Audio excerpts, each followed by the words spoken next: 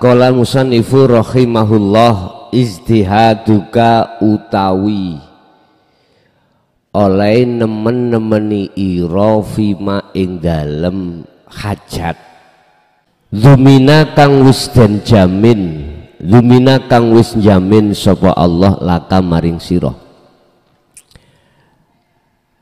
Ketika kita punya hajat Bapak Ibu, hajat itu sudah dijamin oleh Allah. Kalau mesti hasil, terus kemudian kita itu apa ya, maksa-maksa, apa ya maksa-maksa ya, memaksakan kepada Allah, lekas gitu loh maksudnya, paham ya? Apabila di dalam hati ada kehendak seperti itu, terus kita tahunya kalau itu sudah dijamin bagaimana? Kalau itu hasil, kalau itu tidak hasil lah gitu toh. Kan sesuatu yang akan terjadi. Kita tahunya kalau itu nanti akan diberikan oleh Allah terhadap kita, itu tahunya bagaimana? Sebab kebanyakan kita olehnya apa tadi, mempeng itu apa mekso itu karena kita tidak tahu. Kebanyakan itu gitu, karena kita tidak tahu perkara yang dijamin itu diberikan atau tidak. Dan ini ada dasar juga di dalam Al-Quran terkait doa, ud'uni astajib lakum. Etika miturut hukum hakikat itu adalah nggak boleh. Tapi kita tahunya kalau itu sudah dijamin adalah jenengan ini menyesuaikan dengan ud'uni. Ud'uni ini jangan selamanya kita artikan meminta, jangan. Artikan ud'uni itu menghadap. Ini terhadap siapa? Allah. Artinya kita harus bertemu dulu terhadap Allah sebelum kita mengutarakan maksud permintaan kita. Itu etika. Berarti sebelum kita berdoa wajib kita itu bertemu terhadap Allah dulu, sebab hanya Allah itu yang memiliki apa yang kita minta. Perkara kemudian dilesankan permintaan itu atau tidak bagi Allah gak penting, karena Allah innallaha ya'lamu ma fis sudur. Allah tahu apa yang ada di dalam hati kita, walaupun secara lisan tidak diucapkan. Mungkin kita pernah sowan terhadap Mbah Yai, barokah doanya, kadang gitu Pak ya. Terus beliau itu nggak mau melesankan, cuman diem entah berapa menit, empun. Kadang beliau itu seperti itu, karena beliau itu memahami ayat ini, innallaha ya'lamu ma fis sudur. Gak usah tak ucapke, cukup apa yang ada di dalam hati ini Allah tahu. Yang terpenting itu adalah ud'uni dulu. Setelah ud'uni gak usah dilesankan, Allah sudah tahu sendiri. Jadi kita itu akan tahu dzumina laka, apa hajat kita itu sudah dijamin, taunya dari situ Pak Bu.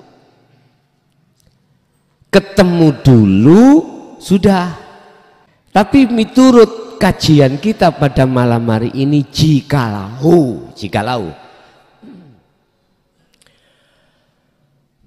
kita maksakan diri padahal itu sudah dijamin oleh Allah, iku dalilun, tanda kalau hati kita alantimasil basiroti mingka,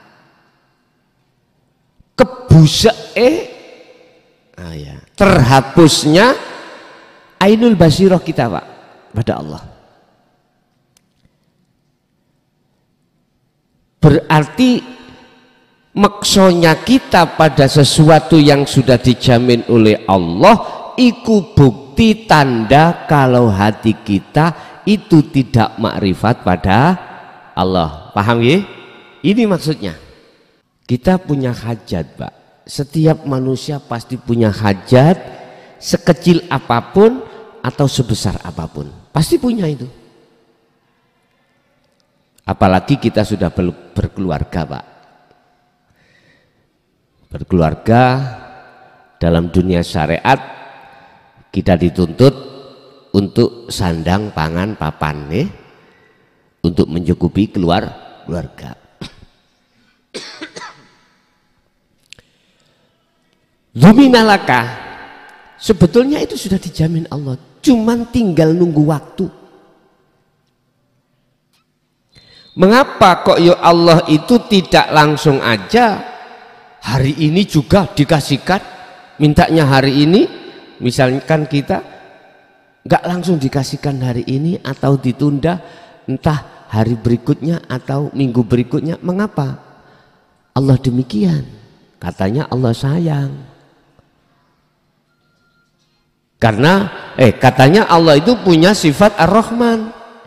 Mengapa sekarang saya itu butuh-butuhnya kok gak lekas dikasih? Ini juga harus ada etika kita sebagai hamba. Allah lebih paham, lebih ngerti dengan apa yang akan dihadapkan kita Pak. Mengapa hari ini tidak dikasihkan kok ya nunggu 2 atau 3 bahkan seminggu baru dikasihkan. Ketahuilah hai manusia bahwasanya olehnya Allah memberikan sesuatu yang menjadi hajat kita itu tidak sesuai dengan pengharapan kita, karena manakala dikasihkan sesuai dengan apa hajat kita itu ada kepentingan hawa nafsu, bahaya terhadap kita sebagai hamba, bahaya. Kadang ada kalanya Pak ya, mintanya tahun ini dikasihkan tahun depan, kan terlalu lama tuh. Allah lebih paham, lebih ngerti. Wahai hambaku, udahlah nganuto aku, semata-mata apa yang kuberikan walaupun itu tertunda, manakala kuberikan pada saat sesuai dengan kemauanmu, itu loh dalam hatimu banyak nafsu, ada kepentingan nafsu di dalam hajat itu, sehingga mengapa sih saya tulis, kata Allah di dalam Al-Quran firmanku, ud'uni dulu, setelah itu astajib. Kok gak astajib di depan? Kalau bahasa nahwu syarat itu boleh di depan, boleh di belakang Pak. Kan ada syaratnya, tapi kan gak ditulis. Astajib itu kan jawab sebuah syarat. Lah syarat ini itu disembunyikan. Apa syaratnya? Jikalau kau memang betul-betul menghadapnya padaku, yo astajib, maka saya sembadani, saya kasihkan. Karena ruhaniyah sampean itu sudah betul-betul di ruangan apa? Di ruangan musyahadah bertemu Allah. Setelah kita sudah bertemu Allah, maka itulah jawaban jikalau memang betul-betul kau ini menghadap terhadapku, maka astajib. Saya sembadani. Bahasa astajib niku Pak, bahasa yang tidak meragukan. Itu sudah janji Allah. Itu sudah janji Allah. Tinggal kita sekarang meletakkan posisi ruhaniah hati kita itu di posisi ud'uni, di posisi bertemu Allah. Tanda bertemu Allah bagaimana tuh Pak? La yarawna li anfusihim syai'an. Kita tidak ada pengakuan kalau hajat kita, nggak punya. Status kita karena tidak ada daya upaya apapun atau hajat apapun atau kekuatan apapun, lah datangnya itu illa billah. Berarti harus kita kembalikan hajat itu hajat Allah.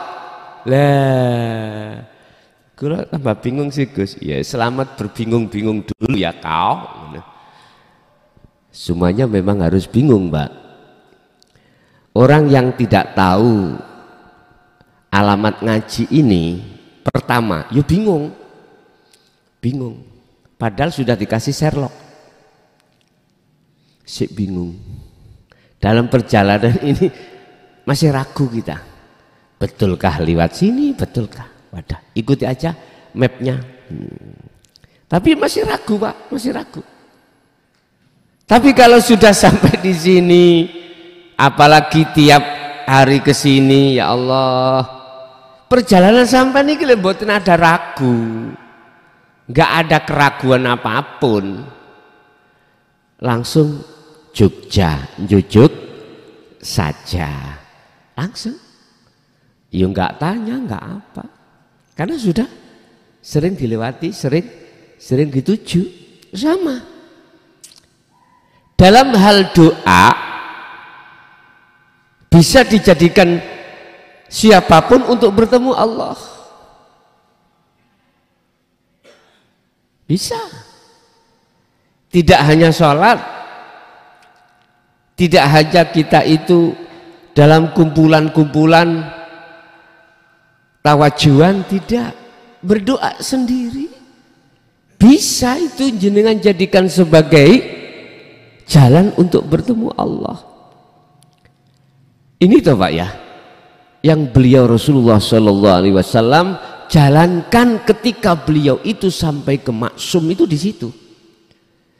Jalan beliau itu semua aktivitas lebih-lebih apa? Lebih-lebih yang ada kaitannya dengan hukum syariah. Contoh sholat, zakat, puasa, haji, itu thariqah Rasulullah. Bahasa jalan ya, itu jalan Rasulullah. Setiap kali apa yang beraktivitas beliau, ruhaniah beliau selalu hadir dumateng Allah, terhadap Allah. Itu beliau. Kami tidak bicara bahasa thariqah miturut muktabaroh, tidak. Jadi saya bahasa thariqah secara khusus, beliau dulu itu menjadikan semua aktivitas apapun beliau jadikan untuk bertemu terhadap Allah. Sistemnya mengikut kakek moyangnya. Siapa? Beliau Nabiullah Ibrahim alaihissalam. Di tempat mana? Di tempat surat Al-An'am ayat 79. Al-An'am 79. Inni wajjahtu wajhiya lilladzi fataras samawati wal arda hanifan wa ma ana minal musyrikin. Ku arahkan wajah ruhku wajhiya pada wajah Allah. Posisinya bagaimana wajah ruh? Imanul haq, iman yang benar. Sampai Rasulullah katakan iman yang benar itu adalah ihsan. Iman di mana ruhaniah kita, hati kita sudah tidak melihat selain Allah, sudah tidak beriman terhadap selain Allah, sudah tidak beriman secara hati, secara ruhaniah. Apapun yang terjadi di tengah-tengah kita itu beliau berimannya hanya Allah sang pengendali, dengan dasar la haula wala quwata illa billah. Itulah beliau tentang iman. Akhirnya disebut ihsan. Ihsan kata beliau anta budallaha ka'annaka taroh. Ketika kita beraktivitas apapun, Yun Sewu, seakan-akan kau bisa melihat Allah. Loh, niki bukanya itu kan dari sistem sirul asrar, atau boleh dikatakan nafi isbat. Bukanya di situ. Siapa Allah? Lilladzi fataras samawati wal ardh. Dialah yang menciptakan, dialah yang menggerakkan, dialah yang menguasai apa yang ada di langit dan apa yang ada di bumi. Berarti jagat langit itu secara individu adalah ruhaniah, jagat bumi maksudnya adalah jasmaniah, secara individu. Olehnya mengarahkan hanifan, wajib sampean itu satu titik, imannya satu titik, itu yang dimaksud Allah. Kalau sudah ruhaniah jenengan itu di wilayah ini, maka wama ana minal musyrikin.